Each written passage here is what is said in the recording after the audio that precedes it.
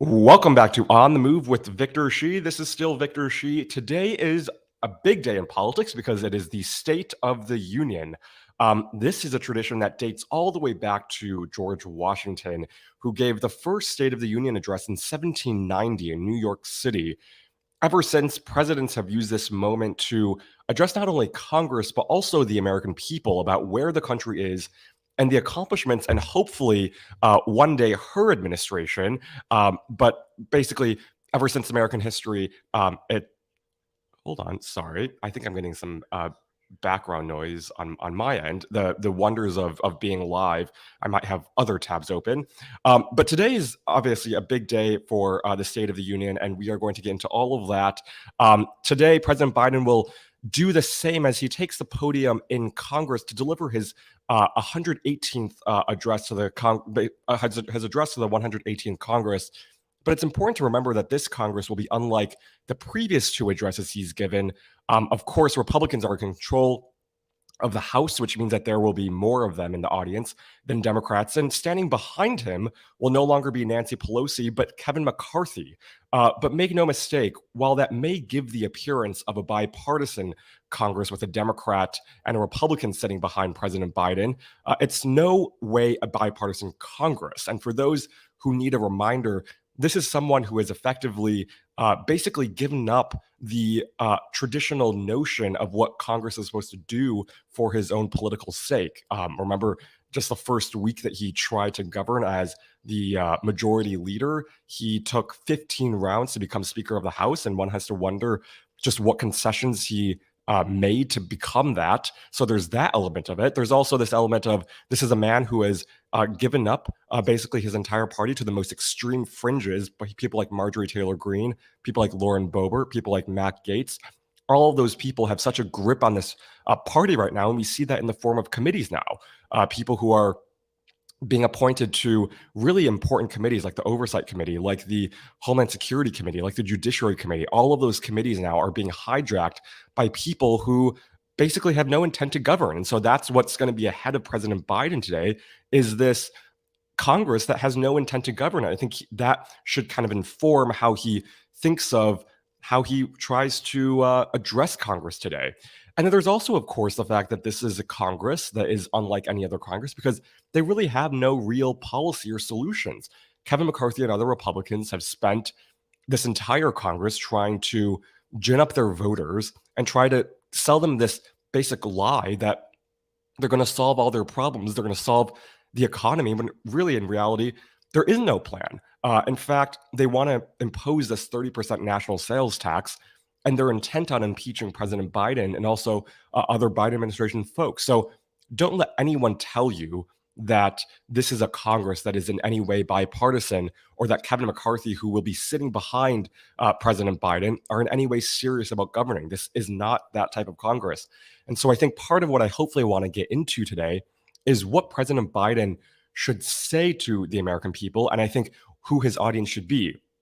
Now, I know there's been a lot of talk about President Biden trying to make his speech attract a bipartisan audience, but I hope that doesn't mean a bipartisan audience in the Congress, because I don't think that exists anymore. Sure, there might be a few senators and a few representatives who still believe in the basic notion of democracy and governing, but I think the vast majority of people simply don't believe that anymore. And so part of the shift for President Biden in this Congress, unlike his previous address to Congress, is to really reach independents and also Republicans who might be disassociated from Trump and this extremism in the American electorate. And I think part of that really means selling the message home to the American people. So first, I think part of what President Biden needs to do is contextualizing this moment in history and not being afraid to call out Republicans for what they are and what they're trying to do. So sure, Republicans in Congress might not like it, but the American people deserve to understand that this is a moment in history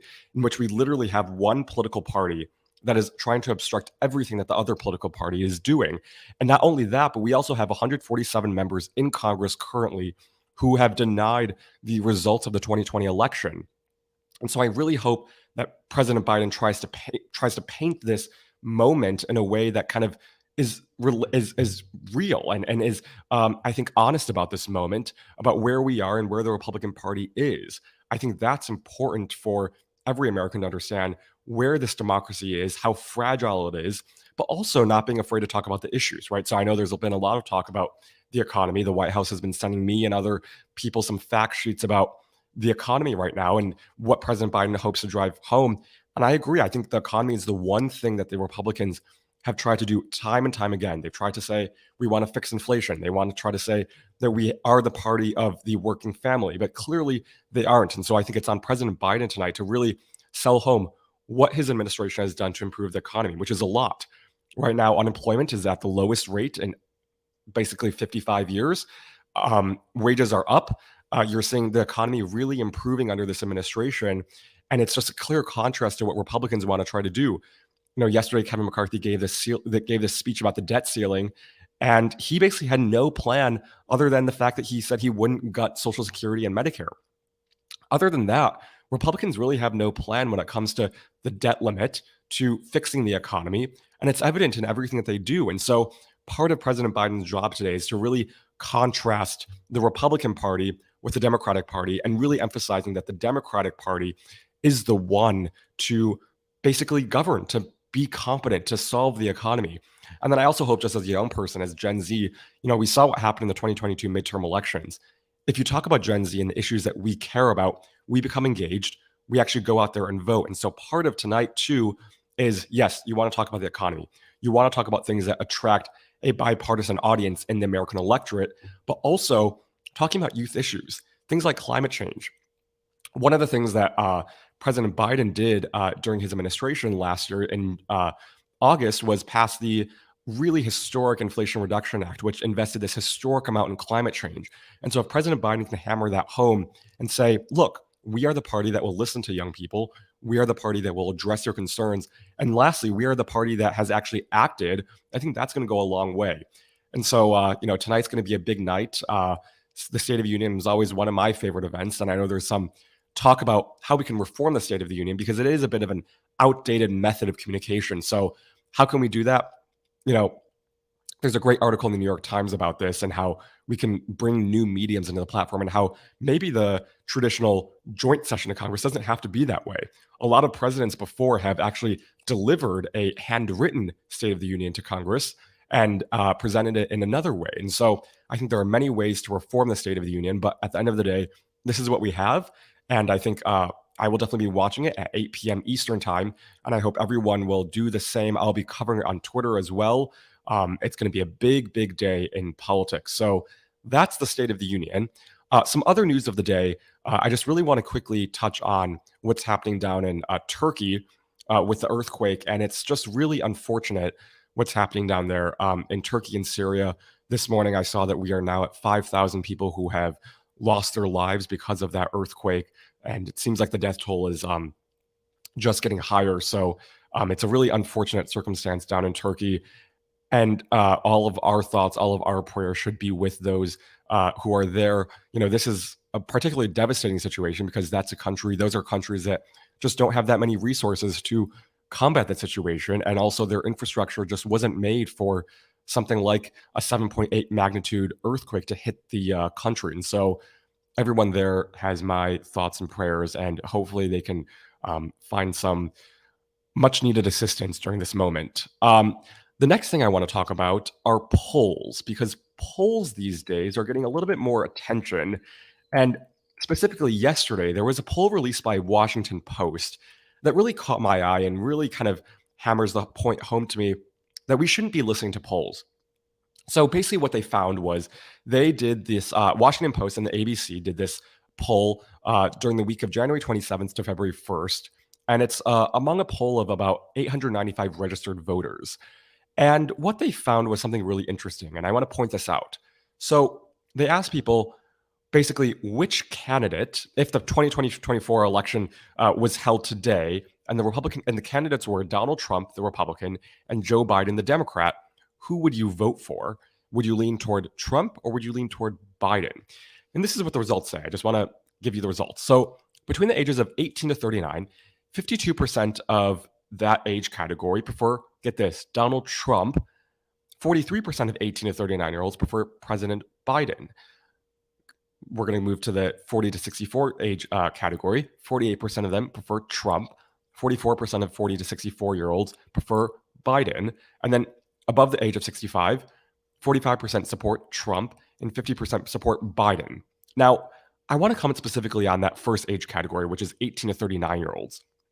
Now, this is a category that, remember, voted for President Biden and um, Democrats in overwhelming numbers in 2020 as well as 2022. Remember, in 2022, that was one of the biggest indicators of whether or not Democrats would win, was whether or not young people would turn out to vote. And we saw that clearly in states like Michigan and all across the country, where basically the overwhelming majority of young people rejected Republicans. In 2020, it was the same thing. You saw young people turn out to vote in historic numbers, and they preferred President Biden over President Trump. Now, I'm not saying that President Biden doesn't have the support among young people, or President Trump doesn't have support among young people. But what I'm trying to say is that this poll seems to be really a hard shift from what happened in 2022. In just a few months, you're telling me that Gen Zers and millennials have shifted about 20 points from Democrat to Republican since 2022 and also 2020. I don't think so. And also, I think this just kind of speaks to the method of polling that I don't think works anymore, especially for young people, which is young people don't pick up the phone. For me personally, I know there are many times when my parents call and I won't even pick up the phone. So what's going to make me pick up a phone when it comes from a random number? There's that element of polling that I think is messed up. And then there's also this element of polling that's messed up in the sense that a lot of them are actually funded by the right. And so when you think about what the right does to kind of quote unquote sway these polls or try to get more of their favorable respondents on these polls, it's quite pernicious. So what they're trying to do is they're funding these polls. They're trying to get more students on college campuses to respond to these polls, either through payment or giving them some sort of incentive to do so. And then what then happens? Once they get more respondents who are favorable, they're going to pick up the phone. They're going to sway the polls and what the polls show, and then the polls are going to change the narrative, and then the narrative might deflate Democratic turnout. And so, for all of us, I think it's important to realize: look, polls didn't work in 2020. Polls didn't work in 2022. Polls didn't work in 2016. So time and time again, you've seen polls just really kind of miss the ball in terms of where the American electorate is. And so for all of us now, I think the end goal isn't to trust polls. It's to just keep organizing. 2024 is a few, not a few months maybe, but, it's in several months away. And the first primaries, I think I read a statistic, in less than a year away. And so for all of us, it's important for all of us to keep on organizing, to keep on having those conversations where we are, and to keep on having, those interactions with those around us. I think that's what's really going to motivate people to turn out and vote. Ignore the headlines, ignore the polls, because they clearly are not serving anyone well. So that's all I have for the news of the day. That poll really enraged me. I think for all of us kind of speaks to this moment where there's going to be a lot of polls heading into 2024 and a lot of people who are going to try to tell you that this election is closer than it is. Don't trust that. Keep on organizing, keep on fighting, because that's how we're going to win. I have time for a couple of questions. The first is Derek in Las Vegas. He asks, I'm watching DeSantis book bans, something that always ends badly. Kids should be able to explore anything that intrigues them, right? That's how we learn. But if anything is under assault, should the left be thinking about community or home education of our own? That's a great question, Derek. And I'm just going to address this question in two parts. First, I agree with you. I think this always ends badly. The hallmark of fascism and authoritarianism is always to come after students and also education.